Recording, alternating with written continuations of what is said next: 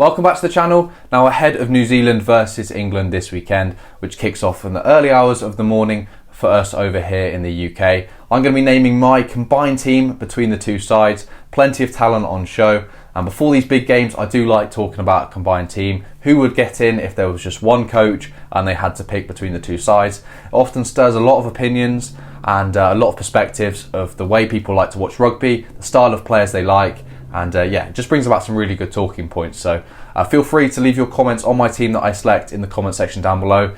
Some of these players are so close and you can really pick either player. But I'll just tell you what team I would select, and feel free to tell me who you'd select in the comment section down below. And I'll read all the comments and I'll have a good look, and I'll see if I will change my mind or see whether you can change my mind on my selections. So I'm going to start off in the front row, which is usually and historically a really big area of strength for England. However, I do struggle to see any of this English front row getting in a combined team. I've gone for De Groot, Taylor and Lomax, so a straight all black front row. Going back years gone by, usually at least a few English players, at least a couple English players, would get into that front row. But I think the scrummaging wise, they're basically on evens, I'd say. I wouldn't say either it sort of excels against the other, but where I would say there's a clear difference is in ball handling ability and in attacking rugby. The likes of Joe Marler and Will Stewart, although Will Stewart did get a brace against the All Blacks a couple of years ago, which is just a statement which I never thought I would say.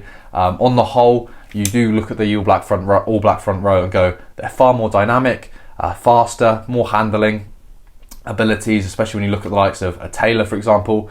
Although his set piece maybe, I'm not going to say it's any worse than Jamie George, but I wouldn't say it's much better. His differentiating abilities are definitely around his attacking rugby, his ability to break off the edge of a maul and actually go towards the try line, and you feel like he's going to score, you don't feel like he's going to get tackled. So he's just got that additional bit of a little bit of spark, a little bit of extra finesse. So I've gone for a full all black front row. And then moving into the second row, this is a slightly controversial pick, leaving out the all black captain. Well, I'll tell you why I'm doing that in a second, but I'm going for Itoje and I'm going for Tuipulotu. Itoje, super athletic, and he can really, if England win a game of rugby, there's a good chance that Maro Itoje's been in there somehow. He's disrupted opposition ball and he's been an absolute nuisance. So that's why he's getting in there for me. Not at his best season for Saracens, but still a solid season. And he does always have a big impact in England games. I've gone for Tuipulotu from the All Blacks, mainly because he's coming off a stellar season at the Blues. He's scoring tries. He's really having a massive physical involvement in games. The reason Barrett's not been selected, even though Barrett is one of the best locks in the world, I just don't think with the lack of game time he's had for the Crusaders this season, I'm not quite sure where he's at. Now, there's plenty of chance that I sit here in 24 hours time where the All Blacks may or may not have pumped England by 20 points and Scott Barrett was just unbelievable and I have to eat a bit of humble pie. But at this point in time, I'm going to go for the inform Tuipulotu. Patrick Tuipulotu, he's just been really good all season. George Martin, very good up and coming player. He doesn't quite get in there for me, but he's got plenty of potential and he's just really young and has got to learn his trade a little bit first. Moving into the back row, I am going to go for Papali'i. I'm going to actually play Papali'i at 6. I'm going to put Underhill at 7, and I'm going to go for. Actually, no. I'm going to go for Ben Earl at 7. Put Ben Earl at 7, and then go Ardie Savea at 8. Now, the reason I was going to go Underhill was because I wanted to pick Savea at 8 because you just can't not pick Savea at 8. But to be able to fit Earl in there, I've had to put him at 7. I think that adds a really nice balance to that back row. You've got the power of Papali'i, probably play him at 6. The speed of Ben Earl off for the side of a scrum at number 7, really good at the breakdown, adds a bit of an edge when it comes to carrying.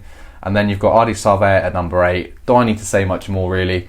Coming back from his season over in Japan, just a world-class player. The best, probably the best forward in the world, maybe. Definitely the best number 8 in the world at the moment. He's playing some unbelievable rugby, was brilliant in the World Cup, was just a menace in the quarter-final against against Ireland, and then even in the final, even though they lost, he was instrumental. So he gets in there for me, and I don't think there's anyone that can disagree with that selection. Now moving into the back lines. Now this is tough. So you've got Perenara against Mitchell.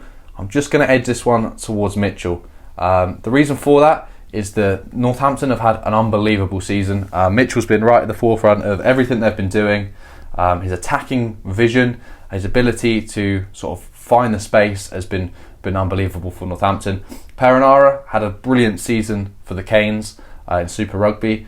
Usually, if all players were fit, he'd be coming off the bench for the Canes and probably coming off the bench for the All Blacks. But unfortunately, Cam Roigard is injured and not available. But Perenara, real quality player. But I'm just going to edge it towards Mitchell, not with any great confidence or conviction. But I'm just going to edge it towards Mitchell, with Perenara coming towards not the end of his days, but he's getting on a little bit in terms of career. But I guess that brings him experience as well. So a tough decision. Then at fly half, I'm going to go for Damien McKenzie.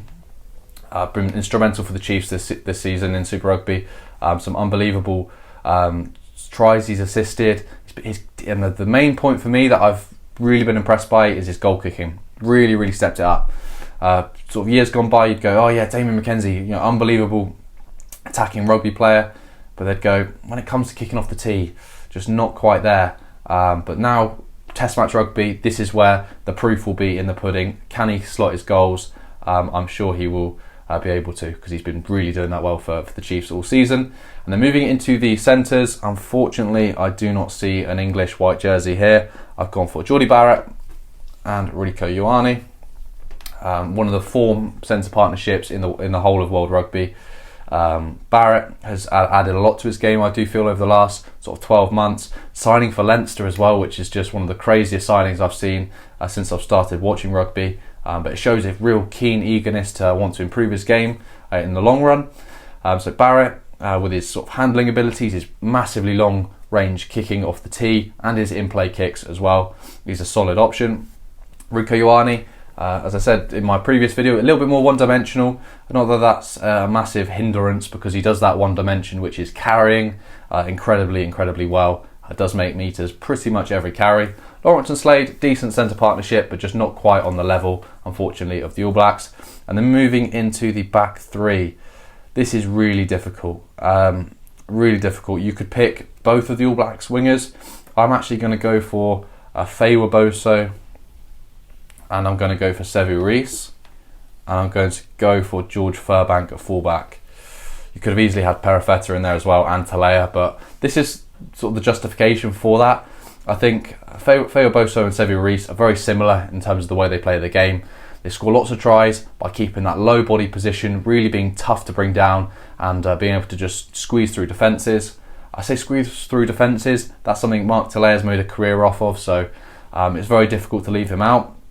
However, I do feel Sevu Reece has been an absolute brilliant shining light in a Crusaders team which has had plenty of darkness over the last sort of 3-4 months. But whenever Sevu Reece has got the ball, he's delivered, he's stepped up for the Crusaders, and they'd be in a far worse place without him. Talea for the Blues. Now, I don't know, not many people agree with me on this take, but I personally feel that Sarver has had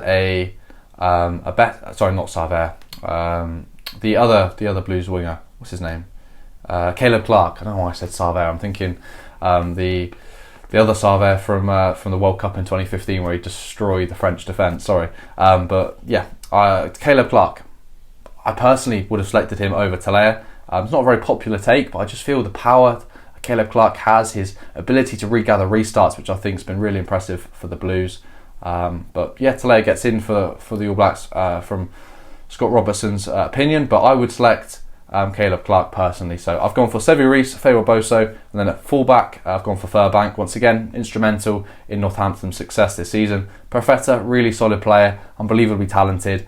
Maybe give Perifetta a few more games, get him really sort of embedded into that All Black 15 jersey, and maybe we'll see some sort of world-class performances. But for now, I'll just edge it towards Furbank for the stellar season he's had for Northampton. I think it does just overshadow and overshine what has been a decent season for Perifetta for the Blues. So that's my take. I'd be very interested to hear what you have to say in the comment section down below. What selections do you agree with? What selections do you think I'm talking absolute nonsense? But yeah, just let me know, and I can happily have an educated conversation in the comment section down below. I'm happy to be educated. I'm happy to be told that I don't know anything. That's all fair enough, as long as it's in good spirit. And yeah, please leave the video a like if you did enjoy. And yeah, make sure you enjoy the game, and I'll catch you in the next video. See you later, guys.